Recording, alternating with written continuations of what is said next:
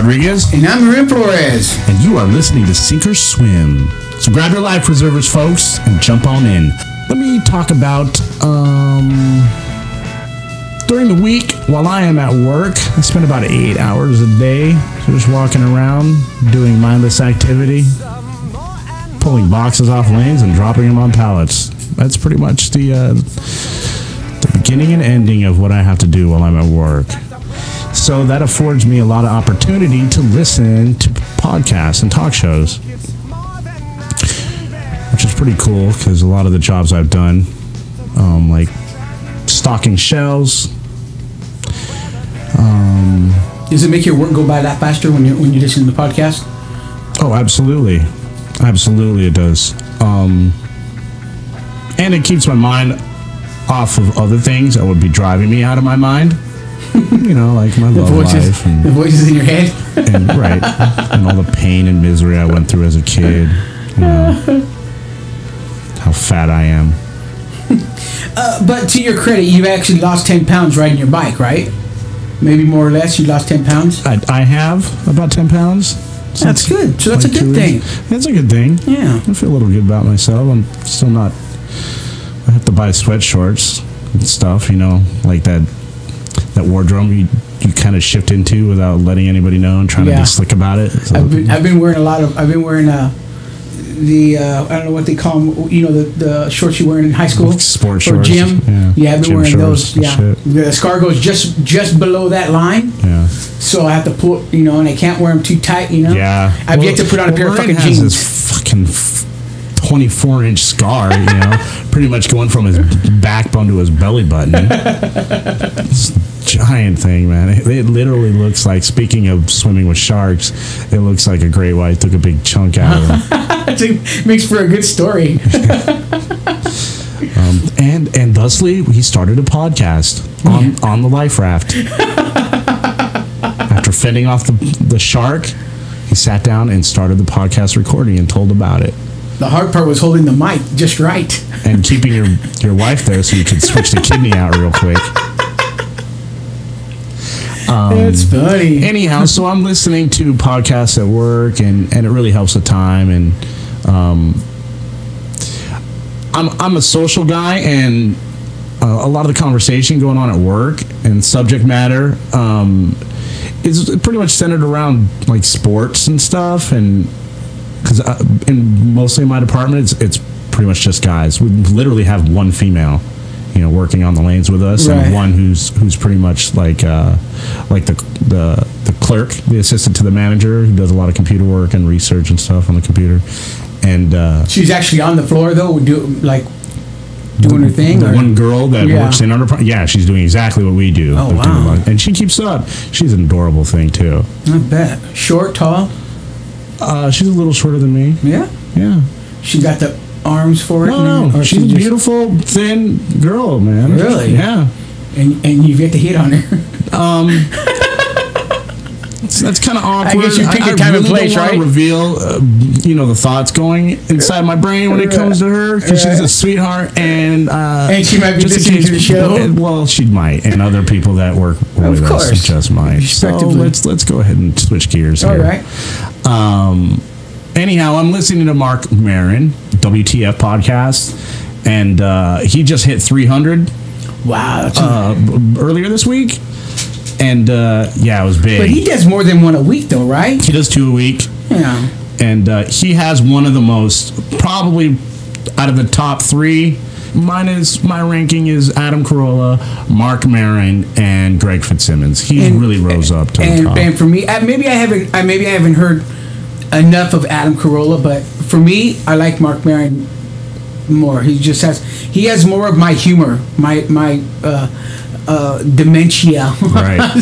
So anxiety. I relate to him a lot more. Self-examination, humor. Like I like Adam Carolla because he'll make his points, you know. Right. And then when he goes off, he goes off. You know what I mean? Right. And it's funny, and he makes a point. He's not just talking fucking gibberish, you know. Right. And on the opposite end of that, you have Marc Maron, who he's saying what he has to say, but he says it in such a way that you're just like, wow. It's profound. Yeah, absolutely. it's like, it makes wow. you think. Yeah, for sure. And take pause and then kind of examine where you stand. Yeah. In relation to the subject that he's talking for sure. about. So, and that's precisely the experience I went through. It was one of those moments where I was stopped, and I was so moved emotionally, I had to just focus on only what was going on in my ears. I had to stop moving, and that stands out in a job where you have to be physically moving the entire time. I didn't care. I'm like, wow, these are some really good words. So I have it queued up, and I just want to play it, and we'll see what you guys think.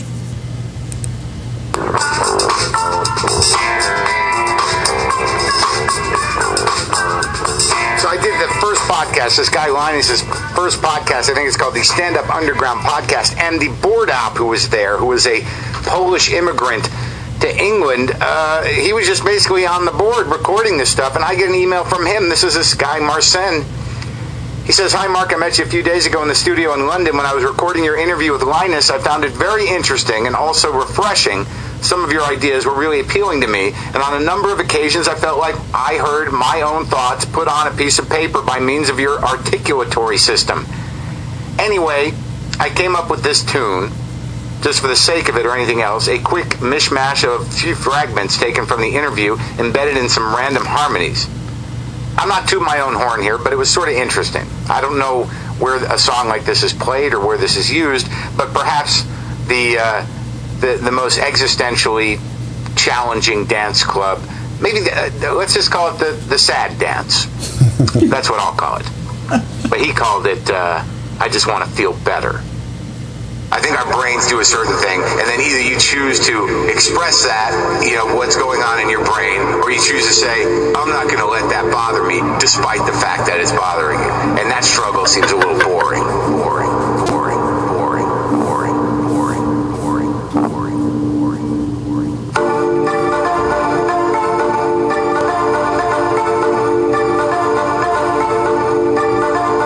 The festering thing inside of us all is just based on fear, and the fears are all the same. Am I going to be okay? How long am I going to have this job? What happens after I die? Do I like my wife? It's all the same shit. How anyone deals with it or stuffs it or processes it. Once you get past people's resistance, I mean, it's sort of a relief. Everybody wants to cry. You just rather they laugh.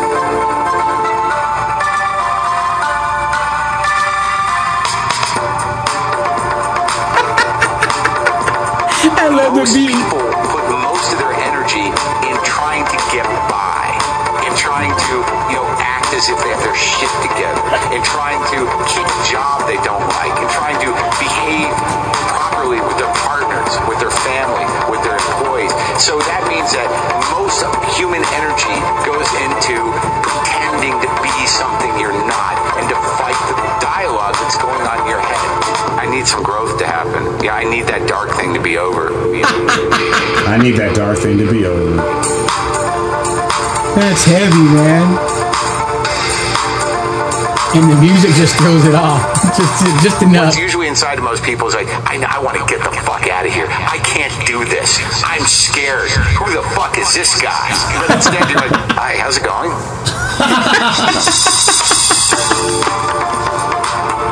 That's funny.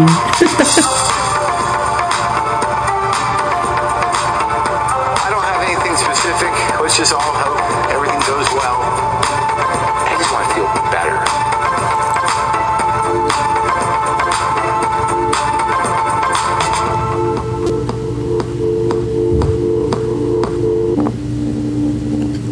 If I can get to the point where I'm actually pursuing happiness as opposed to relief, that will be the next phase. And ladies and gentlemen, that is Marc Maron. That's some heavy shit. There's not too many times I'm speechless, man, but that was good. I like that.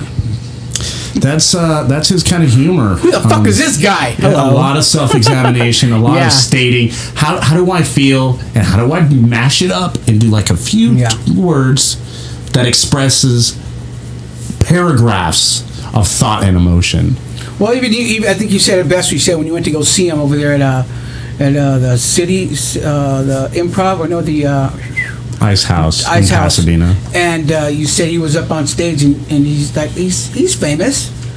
And he's sitting up on stage, and he's got his arms, like cupped together, and he's sitting on the stool, and he's real fidgety, Right. He looks like he's cowering from life. And like that's his natural demeanor, Yeah. That's what it is. And I think that's the what I way like he about expresses it is he can't tap into his source of where his magic comes from, right? Unless he's backed into a corner. Yeah. But yeah, I like that. What was that? One of his fans that did that? Or he did that? He's in London. Right. I'm assuming doing a show. This was before I started listening to this show. And the board op, the guy in adjusting the levels during the recording, some face to him while he's in a studio getting interviewed, like you and I, if somebody were operating the computer in the recording, that's the dude who wrote this. Oh, okay. Some random dude in London. Oh, all right. It's like that happened to be skilled with mixing music and doing the I like DJ the way thing. he put it with just that real light beat and real. And he picked some really good clips. But anyhow, that's the kind of stuff I like to listen to. Yeah, for sure. Stuff, because a lot, like he's saying, a lot of the time we're like, I'm feeling really fucked up right now, and who the fuck are you in front of me? But in order to get by, I'm like, hey, how you doing? Yeah, for sure. I get like that, especially lately. They asked me about that. As a matter of fact, I had to do a survey the last time I went to go see my doctor or whatever. And he's like, so have you been feeling depressed lately? And I'm like, no. And then I kind of thought about it, I'm like, well, I'm not depressed. Let's get into this. Wait, let me see your credentials. Yeah. I'm like, wait, what kind of doctor are you? Right. You perform kidneys, motherfucker. Right. Don't get into my head. Right. But that's what he was asking me. So that's where it starts, literally, and then he can pass you on to somebody who can get into that. In the last 5 to 7 days, have you felt anxiety, depression? That's normal, really. And that line of questioning coming from that. I kind of. I tell him when I say it to him, I say, no, I feel okay. I'm trying to stay positive about it. You know what I mean? And I'm not gonna sit there and tell him I don't like waiting in your fucking office for fucking 3 hours. And then I come in here. I didn't say that. Come on, dude. But great. I go in there and he sees me for 10 minutes and he switches whatever meds need to be switched and he goes, okay, have a good day. I could have fucking done that fucking 2.5 hours ago. Right. I could have grab your coattail and say, hey, let's do this real quick. And not only that, it's like they open the doors at 7:30. And then once they do my blood, they draw my blood and stuff, right? I have to wait at least an hour for them to get the labs back. So if I'm lucky, I can get into the doctor's office by 9 o'clock, if I'm lucky, But if I show up there like at 8 o'clock, there's so many people there already there, I hit a waiting list. Right. So like yesterday, I made that mistake, and I left my house at 7 in the morning. I got home at 1 o'clock in the afternoon. And that was my only destination. I went there and I came home, and I spent all that time there. And then I'm having to wear this mask, which you know about. Right. And so, those are the times where it's like, I don't want to wear this fucking mask. And what the fuck are you looking at me for? Right. You know what the fuck I'm here for. Like, you ain't ever seen a motherfucker with a mask on. Right. Fuck you, man. And then they go, oh, when did you get your kidney transplant? Oh, about 2 weeks ago. Real calm and casual, I come out real cool and smooth, and in my head, I'm like, why are you talking to me? Yeah. Why are you fucking looking at me? Yeah. You know what I'm going through? Yeah, you know why I'm here. Right. This is the fucking transplant clinic, right? Right. It's not like we're in a fucking baseball game. Right. But, that's in the same sense. I went in there other times, and I felt that uncomfortable. Like the first time I went in there, I felt really uncomfortable.